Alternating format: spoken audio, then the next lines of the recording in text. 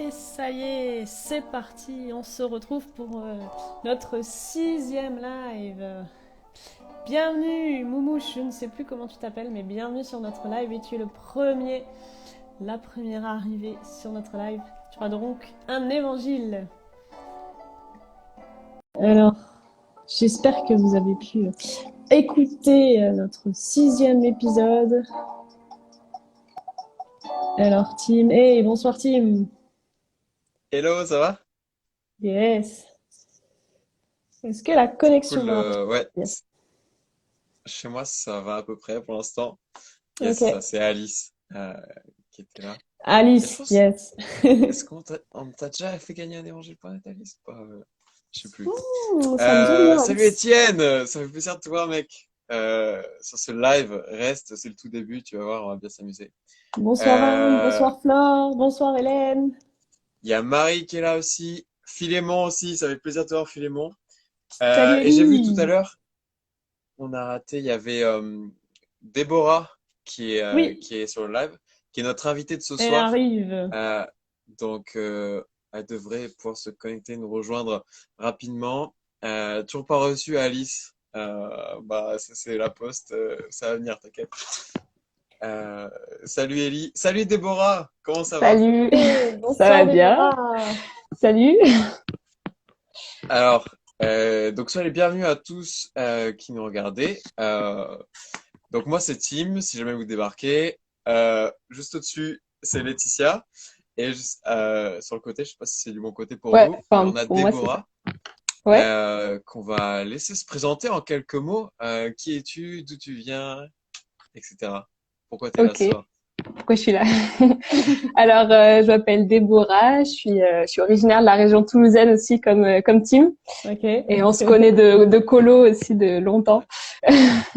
Et voilà, j'ai 23 ans et je suis étudiante en dernière année d'école d'architecture à Bordeaux.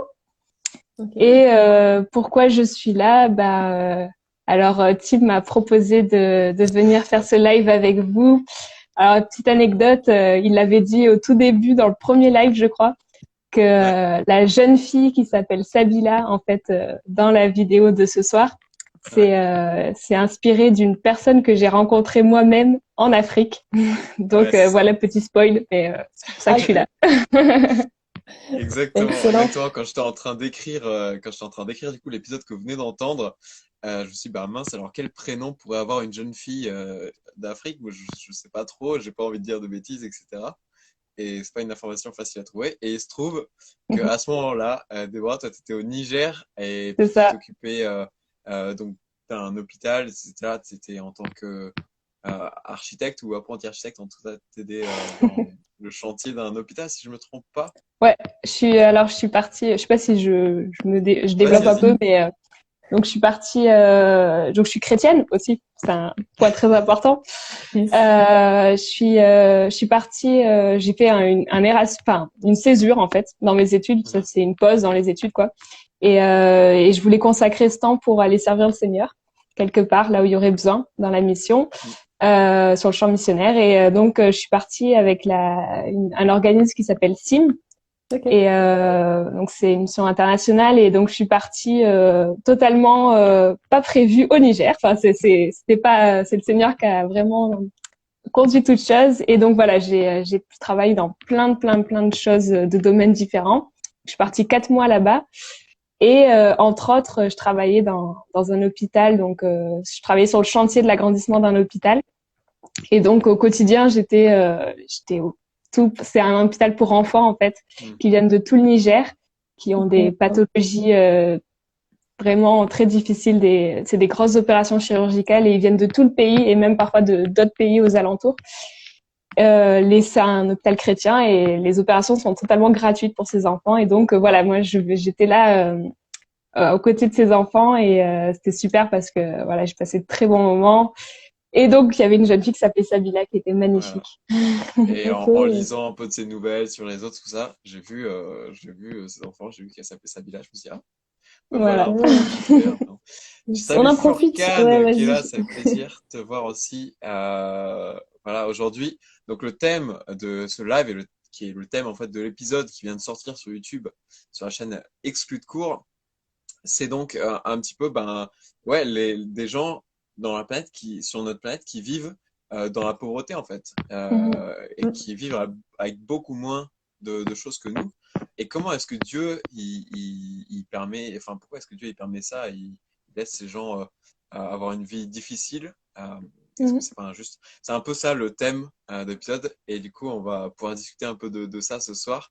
Il y a Mathias aussi, je pense, qui est là, Héloïse, je remonte un peu, donc ça fait plaisir de vous voir en tout cas. Euh, Trop cool. Est-ce que Laetitia, tu voulais peut-être lancer la discussion avec vous avez peut-être une première question à Ah, Déborah?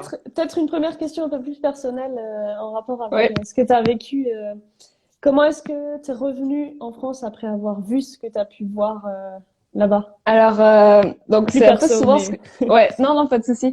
En fait, comme je le dis souvent, en fait, j'avais déjà j'avais déjà vu la pauvreté, en fait, dans d'autres pays.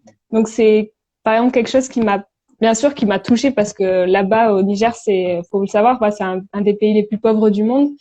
Donc la pauvreté est extrêmement présente et même si j'étais à Niamey, la capitale, ça ne veut rien dire parce que ça n'a rien à voir avec ce qu'on connaît ici en France ou en Europe ou en Occident. C'est très très extrêmement pauvre et donc oui bien sûr ça touche surtout de voir comment les gens vivent là-bas. Euh, mais voilà, j'ai pas été. Enfin, quand je suis rentrée en France, j'étais contente de rentrer aussi, de revoir ma famille. Même si bon, je suis restée que 4 mois, c'est très peu, hein, mais j'étais contente aussi. Finalement, on se habitue rapidement au confort aussi Ouais, qu'on a chez nous. j'imagine. Ouais. Mais c'est vrai que sur place, c'est pas facile. Mais après, on vit comme ça. Les gens vivent comme ça. Et c'est vrai que tu parles de la pauvreté, c'est le thème de ce soir aussi. Et c'est fou parce que ces gens-là, ils ont rien et ils sont juste heureux. Ils te partagent une joie et qui est juste incroyable et que tu te demandes comment c'est possible. C'est trop cool. Je salue Al Kimbo et Camille aussi qui nous a rejoint, ça fait plaisir de te voir.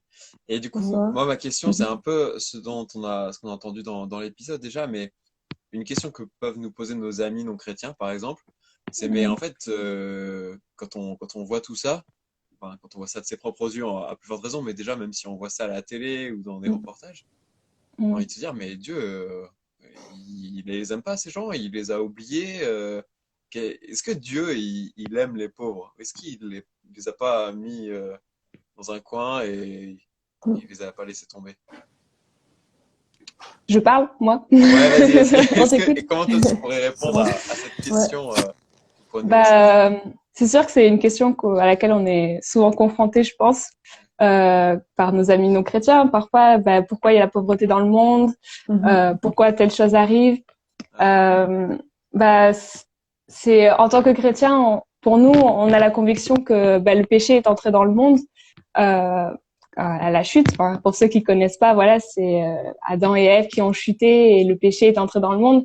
Et ce péché-là, en fait, il nous sépare de Dieu.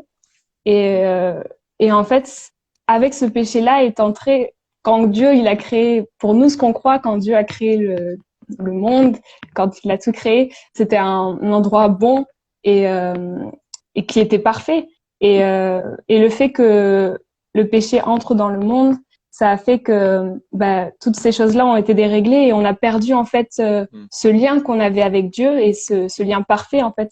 Et ce qu'on croit, c'est que ces choses-là, c'est pas Dieu qui les a voulues parce que lui, il voulait une relation avec chaque être humain. Il veut toujours, mais il voulait pas de choses mauvaises en soi. Mais le mal est entré, le péché est entré par ce biais-là. Et aujourd'hui, on en voit les conséquences. Et ça peut paraître bizarre et se dire ouais, mais Dieu, alors pourquoi il est là, il fait rien. Mais au contraire, enfin, en fait, il attend cette relation, qu'on rétablit cette relation avec lui. Et bien sûr, ce sera pas tout rose. Comme ça, on va en parler aussi. Mais je sais pas comment dire, mais au contraire, en fait, c'est sûr que maintenant, vu que le péché est là, quoi, bah non, ce sera pas, il y aura toujours des problèmes en fait jusqu'à ce que, parce que c'est plus parfait comme ça l'était au commencement en fait. Ouais. Est-ce qu'un jour ce sera parfait ou bien? Bah ça, ça c'est pour nous qui croyons, oui, mais ce sera pas tout de Mais suite. la touche d'espoir aussi à laquelle ça me fait penser, c'est Jésus en fait. C'est que Jésus, ultimement, il est venu pour régler Mhm, tout le problème en partant de la racine, pour régler le problème du péché.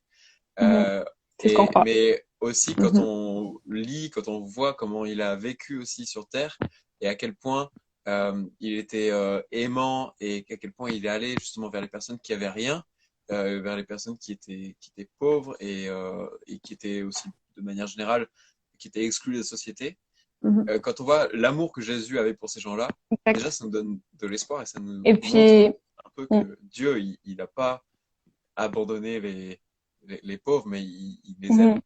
Et puis il aime sa créature. Il y a un verset dans Proverbe que j'aime beaucoup dans la Bible. C'est un chapitre, un livre de la Bible qui dit opprimer le pauvre, c'est outrager celui qui l'a fait.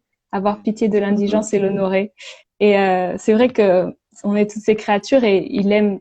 Dieu nous aime en fait. Il a de l'amour pour chacun d'entre nous. Mm. Et à nous maintenant d'aller de faire ce pas vers lui en retour ou pas. Mm. Mais il nous appelle à aimer les personnes. Enfin, on a l'exemple suprême de Jésus, de Christ. Enfin, Mm. Ouais, pour nous, c'est en tant que chrétiens, c'est notre exemple. Et ouais, et ce qu'il nous demande, c'est, enfin, dans l'Évangile de Matthieu, il parle de d'aller donner à manger à ceux qui n'ont rien, de couvrir ceux qui ont froid, enfin toutes ces Mm. choses-là. Et il nous dit que si on fait toutes ces choses-là, en fait, on les fait pour lui aussi. mm, Donc c'est pas seulement les faire pour les faire et pour être une Mhm. bonne personne et être gentil ouais, et aller vers son prochain, mais en fait c'est les faire pour Dieu en fait. Et ouais. euh, et c'est bon et ça en fait ça nous le faire ça nous fait aussi du bien en fait en retour de le faire. C'est Mm. pas on le fait pas parce qu'on veut on est obligé d'obéir à quelque chose, mais on le fait parce qu'en fait ben, on a à cœur de le faire parce que Dieu met ça dans notre cœur aussi et en fait en faisant ça ben, Dieu est honoré par cela aussi Mm. et on honore sa créature aussi. Et j'ai Mm. même envie de dire, en fait, finalement, c'est un moyen par lequel que Dieu utilise et par lequel il prend soin de ces personnes-là qui ont besoin d'aide. Mhm. C'est en utilisant d'autres humains, en fait. Euh, C'est ça. Ouais. et Ça me rappelle l'histoire, ça. Je sais pas si on l'a dit dans un live ou si je l'ai entendu récemment dans un prêche à l'église. Une image d'un gars qui est. Il y a quand il pleut beaucoup, comment on appelle ça? une Quand averse, il pleut beaucoup, il ne verse. Non, il y a des inondations. Ah oui. Puis le gars, il monte au-dessus de sa maison. Finalement, il se retrouve sur le toit. Mm. Et puis il attend sur le toit en se disant bon ça va passer et en fait l'eau monte et du coup il y a les premiers voisins qui viennent avec un bateau gonflable un peu à l'arrache qui disent ah mais viens monte on va t'emmener là-bas puis là non non non c'est bon Dieu s'occupe de moi puis après il y a les secours qui ouais, viennent en bateau il dit non c'est bon t'inquiète Dieu s'occupe de moi finalement il y a un hélicoptère qui vient il descend d'un mec pour lui dire allez maintenant on te monte on prend et là non non Dieu s'occupe de moi puis finalement, il va se retrouver, ben voilà, l'inondation continue et puis finalement, ben voilà, il meurt, il se retrouve c'est bon. devant Dieu et il demande à Dieu, mais pourquoi t'as rien fait pour moi? Mm. Mm. Et c'est un peu la réponse de Dieu, ben en fait, ben je t'avais mis des Ouais. T'as personnes envoyé sur trois ton fois les chemin, secours. c'est ça. Ouais, ça fait vraiment Ouais, penser carrément. à ça, à ce que tu dis, de dire, ben ouais, chacun de nous, on peut être, ben peut-être en partie, c'est Jésus qui passe sur le chemin de d'autres personnes autour de nous. Mhm. Et, Mm. et, et c'est vrai qu'on pourrait se dire, en fait, si Dieu il utilisait pas ce moyen, il pourrait, s'il est Dieu après tout, il pourrait très bien claquer des doigts et ça y est, nous rendre riches, nous Mm. rendre, euh, Nous je sais guérir. pas, puissants, Mhm. qu'on ait de la gloire, qu'on ait une bonne santé, etc. Mhm. Est-ce que Dieu il nous promet ça en fait au final parce que donc on a dit Dieu en fait il aime ses créatures, il veut pas qu'on Mhm. souffre, il veut prendre soin des personnes qui sont dans la pauvreté, etc. Du coup, est-ce que ça veut dire que Dieu, si on le prie assez ou si on est assez gentil, etc., il va, il va nous rendre riches, il va nous rendre en bonne santé, etc. L'amour, Ou la pas? gloire, la beauté. Ouais. Ouais. Bah, le truc, on en vient à l'évangile de la prospérité. Ouais. Alors, c'est quoi? Ouais. Ça veut dire quoi Bah, concrètement, prospérité? Tu veux nous expliquer un peu? ou Tim, vas-y. Non, c'est pas importe.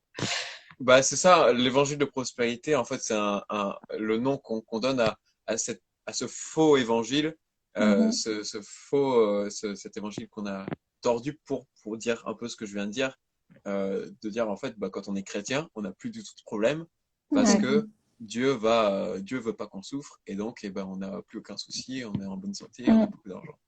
Donc ça, c'est un peu l'évangile de prospérité, c'est-à-dire devenez chrétien et vous allez prospérer, vous allez plus avoir de soucis.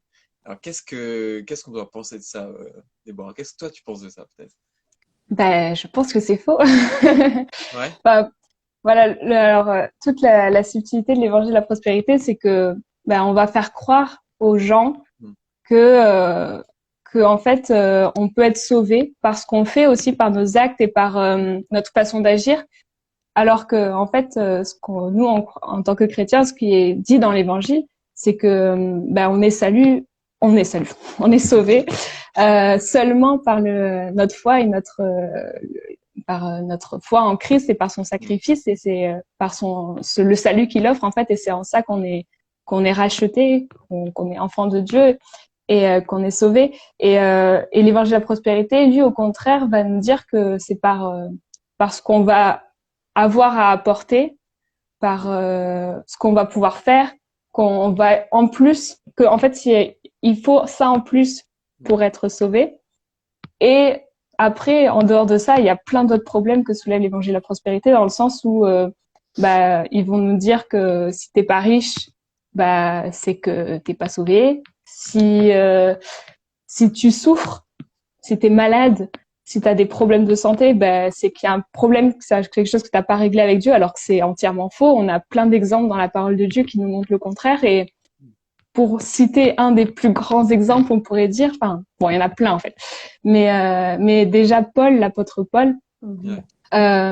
il y a un verset qui dit, dans l'épître aux Corinthiens, c'est une épître, c'est une lettre pour une église de Corinthe, pour ceux qui savent pas. Et donc Paul dit que voilà, que le Seigneur, qu'il a une écharde dans la chair, et que Dieu lui a placé cette écharpe dans la chair pour pas qu'il s'enorgueillisse. Et ouais, c'est pas facile. Et ouais, et du coup, en fait, ça place totalement les choses différemment. Enfin, au contraire, bah, on n'est pas appelé à être tout bon, tout gentil, tout beau, tout parfait tout le temps. Ben non, même la personne qui était une de nos plus grandes références, on va dire, dans la Bible, bah c'était Paul. Et Paul, il souffrait pour Christ, et il souffrait pour son évangile. Ouais. Et aujourd'hui dans le monde, il y a plein de chrétiens qui souffrent pour cet évangile, et au contraire, ils sont pas rejetés par Dieu. Mais c'est il y a aussi dans le sens où on n'est pas là pour nous rendre gloire à nous-mêmes, et on ne doit pas faire les choses parce que se replacer en fait au centre de tout. Et c'est ça aussi le problème de l'évangile de la prospérité, c'est que bah, l'homme va se placer au centre, et en fait va bouger Dieu qui lui doit être au centre de notre vie, et se placer nous-mêmes au centre de toute chose, de notre petit univers, et exiger en fait de Dieu qu'il nous donne ceci ou cela, alors qu'en fait on doit rien exiger de Dieu. Enfin, si on est là, c'est pour lui, et parce qu'il nous a aimés, et au contraire, justement, il nous a aimés, peu importe qui nous sommes. Et donc, on ne doit rien exiger. Et en fait, c'est même l'exemple parfait de Christ à la croix, quand avant d'aller la veille, on va dire, le matin, de la croix, il fait cette prière, et il dit non pas ma volonté, mais la tienne. Il sait qu'il va souffrir, mais il veut pas faire sa propre volonté, et pouf, d'un coup, c'est bon, ça ira tout bien. Mais parce qu'il l'aurait pu. Et nous, c'est pareil, on est égoïste si on cherche à avoir nos propres besoins, satisfaire nos propres désirs, parce qu'en fait, on n'est pas là pour satisfaire nos propres désirs, mais rendre gloire à Dieu par nos actes, par ce qu'on fait. Et en fait, tout ce on le fait, c'est pour lui et grâce à lui, en fait. Donc, c'est de l'idolâtrie après et de l'orgueil, quoi. Ouais, carrément.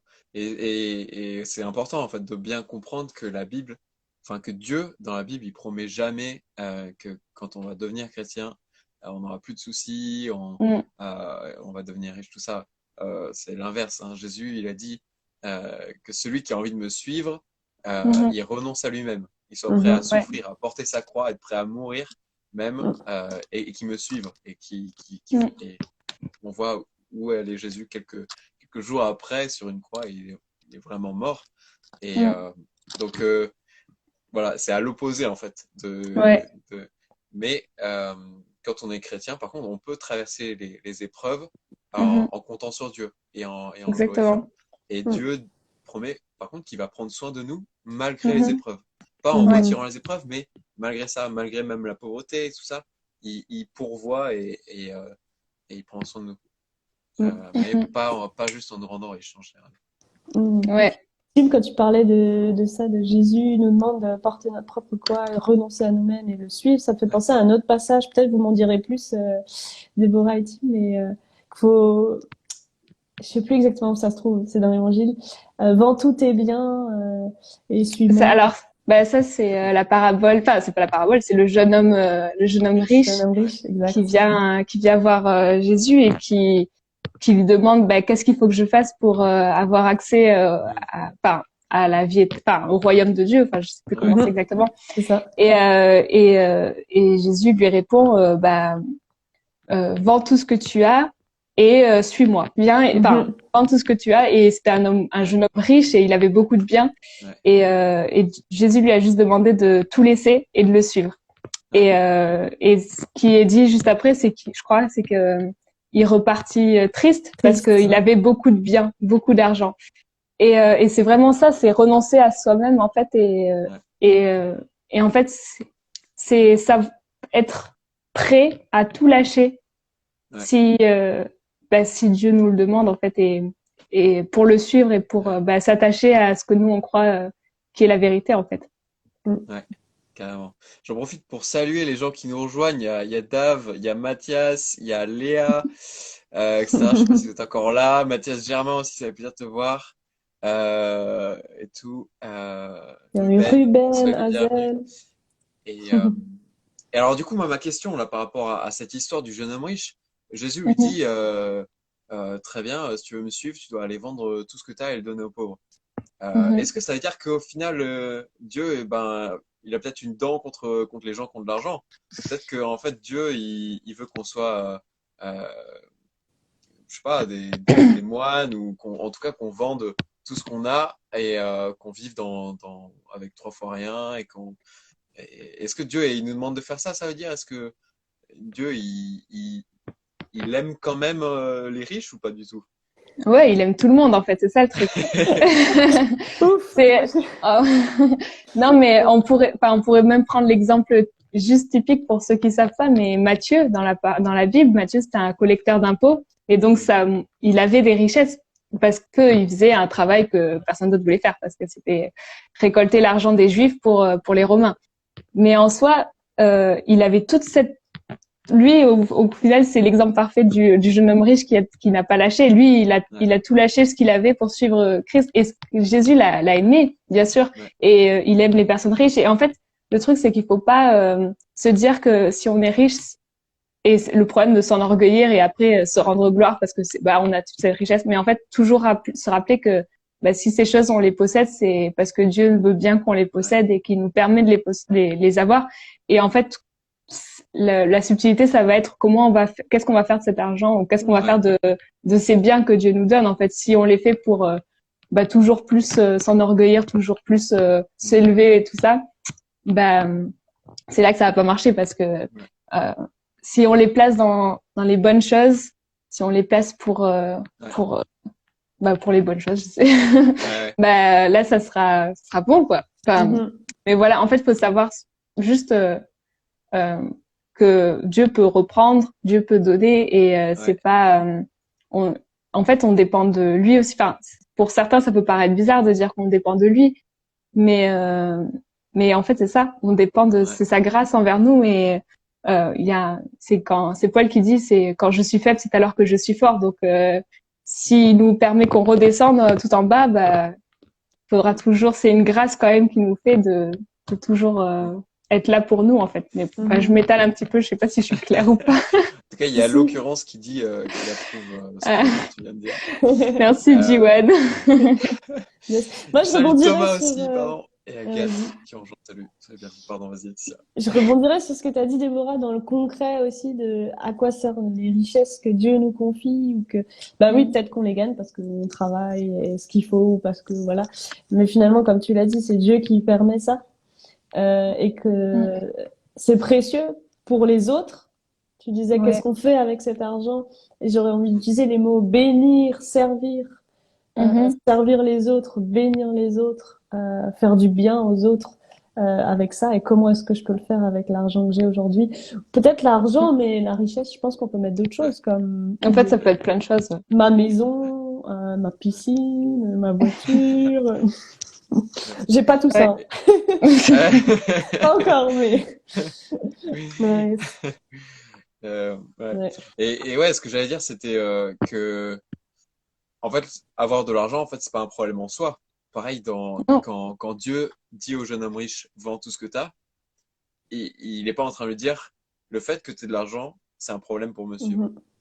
Il est en train de lui dire, en fait, c'est ce qu'on voit après avec sa réaction du jeune homme riche, c'est que la place qu'a l'argent dans son cœur, Ouais, ça, c'est c'est un ça. problème. C'est Idolâtrie. que en fait, ça devient une idole, en fait. C'est-à-dire, ça devient quelque chose qui a pris la place de Dieu. Exactement. L'argent, il est au-dessus de Dieu dans sa vie, dans ses priorités, dans ses motivations. Et ça, c'est un problème. Il y a d'autres versets qui sont même assez connus, qui sont presque rentrés dans le langage courant, qui dit on ne peut pas servir deux maîtres, on ne peut pas adorer Dieu et Mammon. Donc, on ne peut pas adorer Dieu et l'argent, parce que Mammon, c'était à l'époque De l'argent. le dieu de la richesse. Mhm. Et donc, en fait, c'est ça, c'est avoir de l'argent, en soi, c'est pas un problème. On peut faire plein de super choses avec de l'argent. Mais la place qu'il y a dans notre cœur, ça peut être un problème si ça prend la place de Dieu. Ouais. Et j'avais envie de faire une petite parenthèse pour les gens qui nous regardent, pour le chat. Vous savez qu'on a l'habitude de vous faire gagner des petits évangiles.net. Il faut que vous envoyiez juste votre RIB et que vous fassiez un virement en fait. Bien sûr. Non, c'est pas vrai. Non, j'ai une petite question de culture G pour vous sur ce thème-là. J'ai trouvé ça là tout à l'heure en regardant. Est-ce que vous savez, donc vous répondez dans le chat et si vous avez la bonne réponse, on vous envoie un évangile.net qui est un évangile de Jean qui est fait d'une manière très interactive. Il y a des vidéos, etc. Donc c'est un super outil. La question est la suivante.